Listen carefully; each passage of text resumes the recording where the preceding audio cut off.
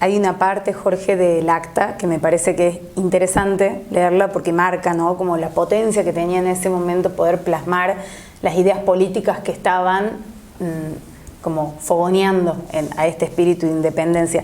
Y dice, en obsequio del respeto que se debe a las naciones, detállese los gravísimos fundamentos que impulsan esta declaración de la independencia en un manifiesto. Y es interesante, me parece, traerlo al tema porque muy poco conocemos sobre ese manifiesto. De hecho, yo hasta hace muy poco no lo conocía, vos lo sabés. ¿Qué nos podés contar de ese manifiesto? Fíjate que me acabas de leer la parte esa que dice, y en respeto a las naciones. O sea, ya había un concepto de que había naciones, ¿ok?, pero que estábamos todos juntos. En respeto a ello, lo que se ha declarado, las actas de la independencia de la Provincia Unida de Sudamérica, debemos hacer un manifiesto. Ese manifiesto es una discusión política de por qué se ha firmado esto y para qué queríamos firmar esto. Primero, el manifiesto te habla de la desvinculación de toda la parte horrorosa con que había vivido el habitante sudamericano, sea el originario, sea el negro, sea el hombre nacido en esta tierra de hijos de españoles o no, las mezclas, todo ello que no tenían esos derechos, aparte de lo que era el súbdito, que era el hombre de España, que venía con sus derechos de ser súbdito que era mucho mayor que lo que eran estos habitantes.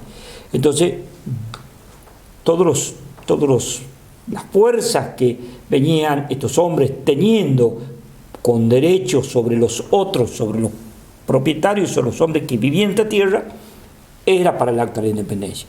Caía la mitad, caía el llanaconazgo, caía lo que era la esclavitud, todo lo que era el vientre, la ley de vientre, todas estas cosas.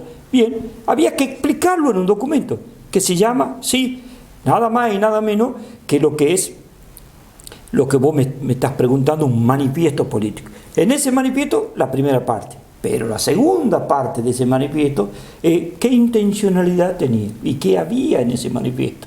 Que es muy interesante porque ese manifiesto hablaba de la falta de la intolerancia. O sea, se hablaba de que no debíamos ser intolerantes. Es decir, en una primera parte entonces del manifiesto, los fundamentos gravísimos era como una enumeración de todas las opresiones que se vivían de todas acá. Las opresiones en primera. Y después una propuesta de un proyecto político. Una propuesta, ¿listo? Con absolutamente todas las naciones. Y en algún momento él se pregunta y dice, ¿querría volver al vértigo? Correr la revolución en revolución y no fijarse un principio de orden. Estaba llamando al orden, pero a su vez llamaba al orden para poder gobernar, para tener un tipo de gobierno. Se empezaba a hablar de lo que debíamos tener una democracia, de cómo se iban a elegir, porque este Congreso había sido elegido, entonces de qué forma se iban a votar o cómo íbamos a transmitir esto. Hablaba de la construcción de ciudadanos y hablaba de empezar a ver de qué forma había que trabajar con el hombre que vivía en esta tierra y que siempre había recibido órdenes. Entonces hoy no necesitaba órdenes, hoy necesitaba pensar. Para eso había que pensar en la educación. Y pensar en la educación era conformar ciudadanía. Era todo un tema. También está plasmado. Había que ser loco y peligroso. Ahí, digamos, estarían las bases de cómo empezar a ser loco y peligroso. Cómo empezar a rebelarse contra ese viejo orden. Pero por supuesto, había, por cierto, había que tener una... Hablaba de la desunión, ¿no? ¿Qué nos pasaba si íbamos a tener desunión? Y lo manifiesta muy fuerte a la desunión cuando dice, quedando dentro de esta traza, los pueblos insistieron en demarcaciones por divisiones y subdivisiones arbitrarias. Le diremos, dice como concepto político, le vamos a decir a toda esta gente que anda pensando en divisiones y subdivisiones y más divisiones, le diremos, echad la vista a la Europa. Ved lo que ha obrado en ella el siglo pasado, su división multiplicada en tan pequeños estados. Todas han sido un teatro de guerra, de devastación. No hay tierra que no se regase con sangre, Estado ni territorio que no se resintiese de su desastre en Alemania, Hungría, Bohemia, Saxonia, Silesia, Polonia, Prusia, entre Federico y la emperatriz Teresa, en la Rusia y la Puerta, entre Akhmet y Catalina, en Suecia y Polonia, Moscovia entre Carlos Augusto y el zar Pedro, en la España entre Carlos y Felipe, en la Europa toda entre su potentado y Luis el Grande de Francia. Guerras inevitables, movidas. Estaban diciendo, aprendamos de los errores de Europa. Por eso hay que estar muy unidos y muy cosas. Y también te dice, y vendrán hombres de toda esa tierra a vivir en este territorio de paz. Y que pasó después mucho tiempo. O sea, si este manifiesto lo hubiéramos estado leyendo en el año 1816 y hubiéramos sido adivinos en el año 1900, hubiéramos dicho, che, pero vinieron todos los europeos a vivir acá por paz.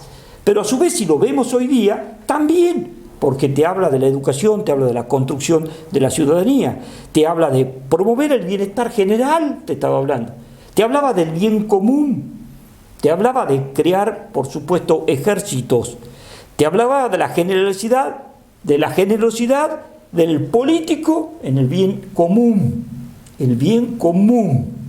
no en el bien y no a ver, contador, las finanzas con las empresas por sobre el bienestar corporativo, por sobre el común, entonces el bienestar corporativo. Y bueno, estaba sentando unas bases éticas para la construcción entonces de una soberanía, ¿no? Pero por supuesto, y estaba hablando de una Sudamérica, la patria grande, con un mismo concepto para absolutamente todo. Y ahí cuando mencionas todo esto, Jorge, y lees esos tramos del manifiesto, se me viene automáticamente a la cabeza que, bueno, más allá de esa propuesta de estos hombres que escribieron el manifiesto y el acta de independencia, bueno, cómo inmediatamente se fue en un sentido contrario con las batallas entre unitarios y federales hacia adentro, y después también, unas décadas después, por ejemplo, la guerra de la Triple Alianza, cómo nos enfrentaron con nuestros hermanos sudamericanos, la guerra del Pacífico, de Bolivia con Chile, o sea, cómo se vivió una fragmentación que quizás persiste, permanente, digamos, hacia adentro y con nuestros vecinos, con nuestros hermanos. Pero es lógico, así te van a dominar, pero este documento también te hablaba de ello. Te decía que no éramos dignos de vivir en este suelo si no pensábamos en nuestros hijos, si no pensábamos en más adelante. Cualquier concepto político te está diciendo para qué haces política si no estás pensando para adelante. La perversidad de la división es muy fuerte. Acá te hablaba también de que había que respetar a la autoridad, unirse a la autoridad. ¿Y qué significaba unirse a la autoridad? Era respetar el gobierno. La pregunta es hoy, ¿quién respeta a los gobiernos legítimamente elegidos? Siempre hay palos sobre los gobiernos. Es un punto que debemos trabajar los sudamericanos todavía. Es fuerte. Como lo hubo con ese congreso, digamos, soberano, sudamericano. Ya desde esa primera asamblea legislativa ya seguramente se veía todos esos palos, ¿no? Entre comillas. Y pensando también en esto que hablamos siempre acá en la Fundación, que es cómo se respeta o cuán deslegitimada está hoy la actividad política. Porque hoy convivimos con eso, con muchos discursos de odio y de deslegitimación sobre lo que implica la actividad política, que no es necesariamente una actividad armoniosa, digamos, pero sí que en el debate y en la riqueza del debate y de la contraposición de ideas, bueno, busca, ¿no?, como construir, busca eso que se buscaba en ese momento del manifiesto, que es poder empezar a pensar las bases de un proyecto nacional. Claro. Lo que pasa es que, por ejemplo, acá nosotros no tenemos partidarios de un partido, sino tenemos contrario al partido que no piensa como yo. O sea, nosotros no somos fulanos o sultanos, somos anti-sultanos o anti-fulanos. Significa que esto, primero está la discordia. Entonces, si yo estoy en contra tuyo y no te veo y hablo mal de vos y estoy, imposible que me presente ante la sociedad como, mire, vamos a trabajar en conjunto para el bien común en tal cosa. Este es un punto. Ahora, esa forma de hacer política está igual, no tan solo en la República Argentina, está en Chile, está en Paraguay, está en Uruguay, está en Bolivia. Y en eso, perdón, está también el tercer personaje, que le podemos poner el nombre que queramos, pero que es el encargado de describir lo anti-sultano, lo anti-fulano, para darles alimento y comida, dominios, digamos, para fortalecer esa división, ¿no? Son dominios. Fíjate que termina este documento que dice, antes que todo, es la patria, la suerte y salud del Estado, la independencia y constitución del país. Ahora, la independencia, esto es escrito en el año 1816 en Tucumán. Loco y peligroso era que quede el Congreso en Tucumán. Había que trasladarlo. ¿A dónde? A donde mejor podían responder otros intereses. Y se lo llevó a Buenos Aires. Y de ahí empieza a morir la soberanía de pasito. Empieza como que los soberanos empezó. No se hicieron más bandera, no se hicieron más escudo, no se hicieron más fortalezas de un pensamiento sudamericano. Hay muchas cosas que empezaron a caer, y sobre todo el tema de los respetos, y empezaron otras cosas más. Pero en esto,